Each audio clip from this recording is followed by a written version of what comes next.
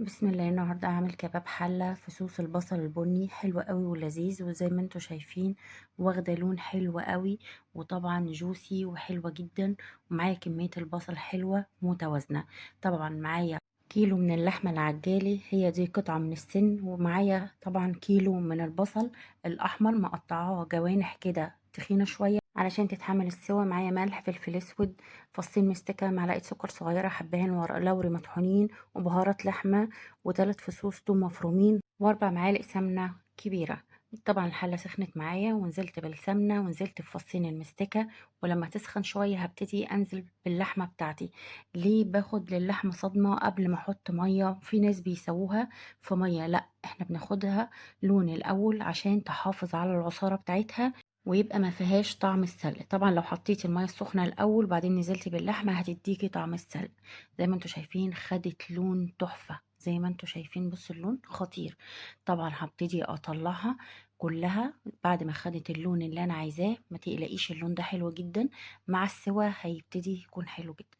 طبعا بقى معايا السمنه، بعد كده هبتدي انزل بالبصل بتاعي واخده تشويحه حلوه، ما كترش في التشويحه بتاعته.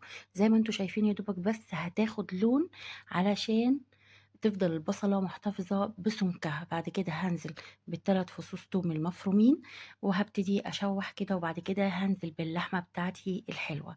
زي ما انتوا شايفين احلى كباب حلة بصوص البصل البني، طبعا علشان اللحمة خدت لون حلو قوي فهتدي للبصل اللون البني. طبعا كنت نزلت بالتوابل اللي انا قلت لكم عليها، ملح، فلفل اسود، والمستكه، ومعلقه السكر الصغيره اللي هتودي اللحمه في حته تانية خالص. حطيت طبعا شويه ميه، وكل ما تتشرب هنزل عليها بشويه ميه لغايه لما هوصل للسوى المناسب للحمه واخليها مستويه وحلوه قوي.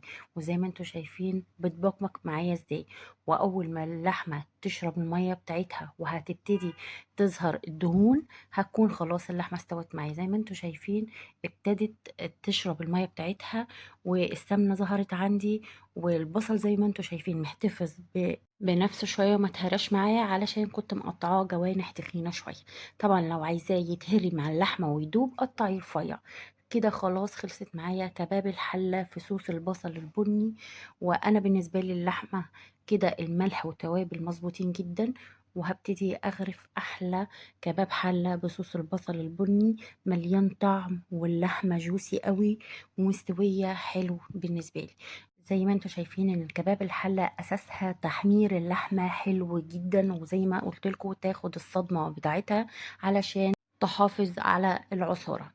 احلى كباب حله بصوص البصل البني، لذيذه قوي وسهله. وزي ما قلت لك اعملي البصل جوانح تخينه، ولو عايزاها مهريه قوي مع اللحمه اعمليها رفيعه. زي ما انتوا شايفين هي بالنسبه لي كده مستويه وحلوه قوي. تاكلي جنبها رز ابيض، بطاطس محمره، زي ما انت عايزه. جربي كباب الحله في صوص البصل البني زي ما قلت لك، وما تكتريش في تحمير البصله وانت بتحمريها، لان اللحمه كده كده هتدي البصل لون حلو قوي.